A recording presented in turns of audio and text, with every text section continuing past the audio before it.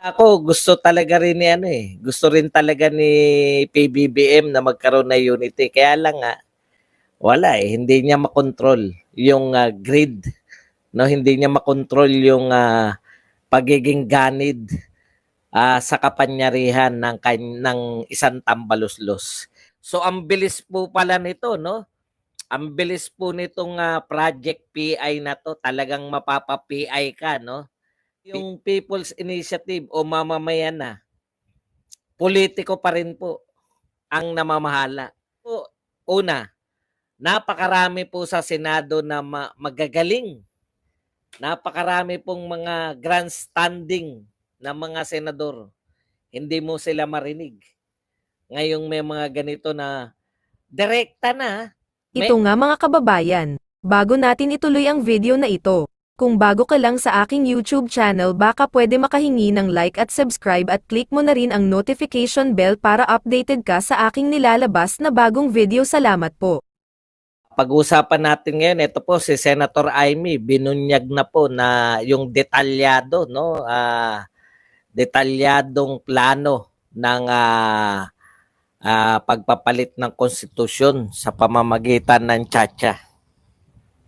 Kaya lang, alam mo Senator Amy, simple lang naman po yung problema niya. Hindi ba kamag-anak incorporated niya ang problema ng lahat ng ito na nagaganap? Nakakaawa rin si Pangulong Marcos, no? In fairness, gusto niya talaga yung unity. Naniniwala ako, gusto talaga rin ni gusto rin talaga ni PBBM na magkaroon ng unity. Kaya lang nga, wala hindi niya makontrol yung grid, no? Hindi niya makontrol yung pagiging ganid sa kapangyarihan ng isang tambaluslos. Yan po mga pag-uusapan natin dahil Sabado po ngayon sasagot po tayo ng mga tweets, no? Iisa-isahin po natin yung matampok na tweets at magmula po dyan po tayo sasagot. Okay, pag-usapan po natin, ito po ang sinabi ni Senator Amy na kinote po ng SMNI. It was fairly detailed. Project PI ang tawag. Ito raw po yung tawag, no? Ang sabi ni Senator Amy, ang timeline, major activities are December 15 to January 3.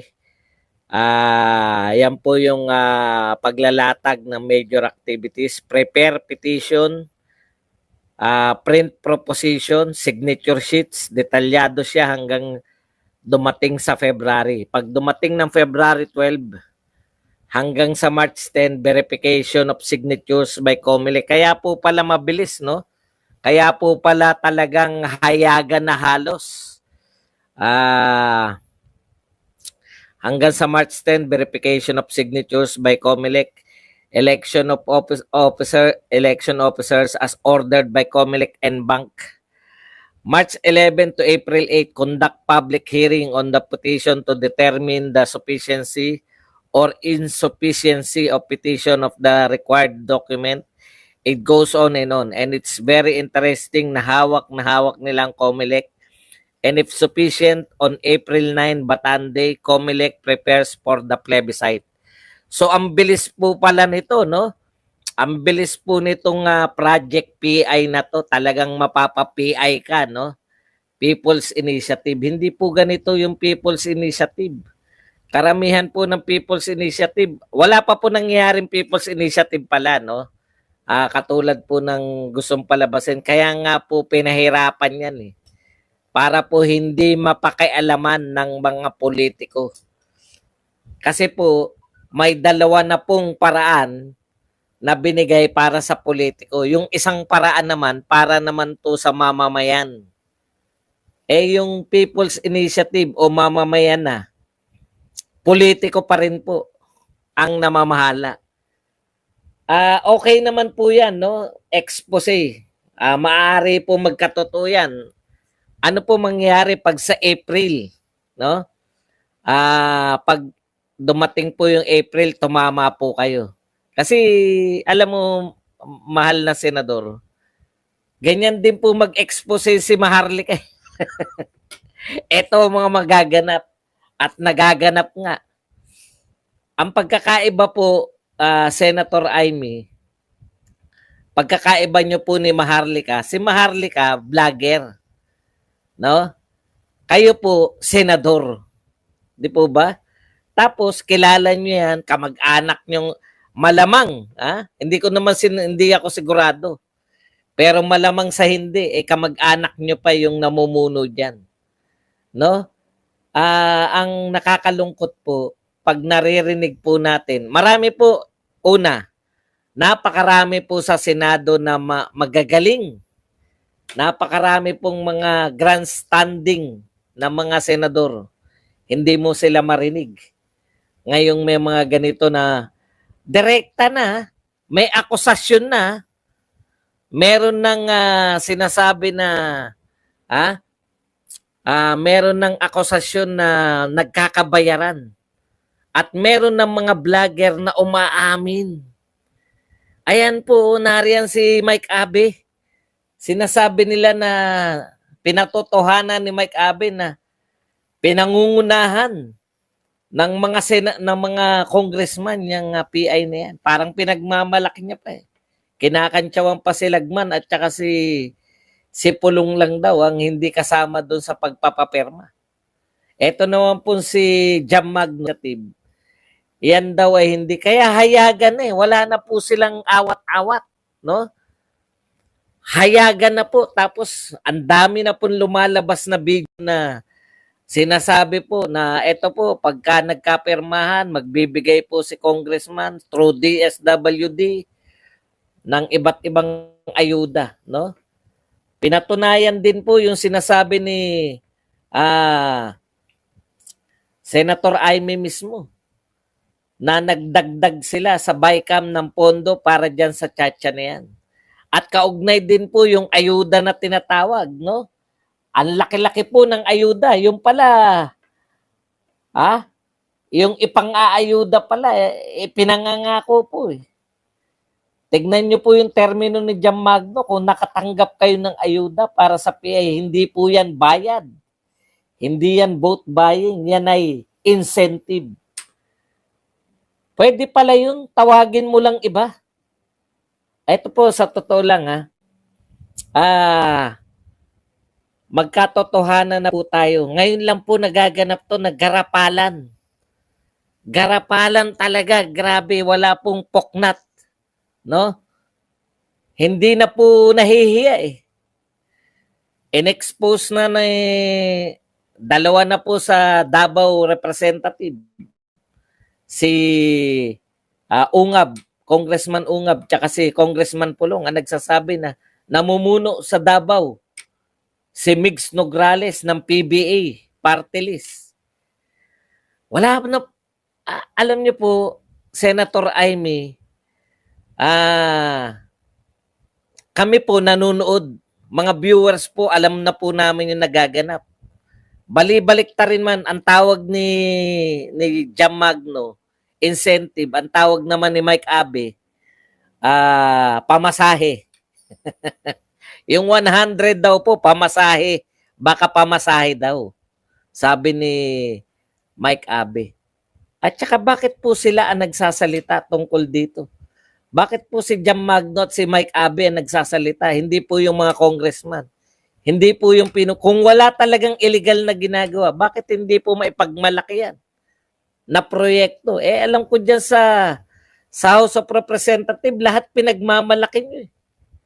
Pinagmamalaki nyo na ito, meron kaming resolution para papasukin ng ICC. May resolution kami para tanggalan ng budget. O hindi na pala resolution, ginawa nyo. Tinanggalan nyo ng budget. No? Hindi ko po maintindihan. Pamasahe raw yun, sabi ni ni Mike Abe. Sabi naman ni Jam Magno, ito ay incentive, wag daw tawaging vote buying. Kahit na ano po ang tawag nyo riyan, no? Okay, ito po, pinalalaganap din po nila to. Wala po may sagot eh. If you're making your enemies angry, you're doing a great job. Yan po ang pahayag daw po ni Bongbong Marcos. Pinakakalat naman to ng mga taga-Twitter, no? Hindi ko po alam kung kumakalat din yan sa Facebook at sa YouTube. If you're making your enemies angry, you're doing a great job. Kaya kung nagagalit, habang daw tayo'y nagagalit kay Pangulong Marcos, dahil totoo yung sinasabi ni Pangulong Marcos na you are doing a great job. Pero eto ang tanong, no? Paano okay yun eh. Talagang maaasar sa yung kalaban mo kung nagtatrabaho ka na maayos. Kaya po maraming galit kay Pangulong Duterte dahil nagtrabaho siya na maayos. Dito po sa kaso na to, hindi po applicable yan. Dahil karamihan po ng mga very vocal na kumakalaban ngayon kay Pangulong Marcos, hindi niya naman kaaway. Supporter niya at saka kakampi. No? Di po ba? Kasama na po ako dun. Supporter kami. Sumupo, ang dami nga nagalit sa akin sa inyo. Yung mga isko, nagalit sa akin. Bakit ko sinuportan niya? So, yung ibig sabihin po, hindi po applicable sa inyo yung if you're making your enemies. Ang tanong ko, if you're making your friends and supporters angry, maaaring hindi mo ginagampanan ang yung trabaho. Ang nangyayari po, supporters po ni Pangulong Marcos, si Maharlika po ba? Sino po ba yan? Di ba supporter yan? Yan po sila Trixie, Attorney Trixie Angeles. Hindi po ba supporter yan? In fact, naging ano pa yan, di ba? Secretary, press secretary. Hindi po ba si Roque ay kasama pa sa team ng Uniteam? Hindi po kalaban yan. Okay. Alam niyo po, nanghinayang ako, no, kay Pangulong Marcos. Totoo naman po, yung sinasabi niya, mukhang sa lahat po ng panawagan ni Pangulong Marcos, ito yung malapit sa katotohanan. Malabo po yung 20 pesos, goodbye na po sa 1 million per year na pabahay, goodbye na rin dyan sa itutuloy niya yung build. Hindi na po yan kasing laki ng build. Kung may itutuloy man, maliitan na lang. Kumbaga kay Pangulong Duterte, malakihan yung proyekto, ito pang farm bill na lang. Okay. Pero ang pinakamalapit po sa katotohanan, yung panawagan niyang unity. Di ba? After na manalo yan, ang sinasabi niya, ano man ang kulay nyo before election. Ngayon, magkakasama na tayo. At talaga namang katotohanan. Nakita nyo po, sila Laila de Lima, yung mga Dilawan, sila Franz Castro, yung mga Makabayan Black, yung mga kakamping, hindi kumikibo, di ba?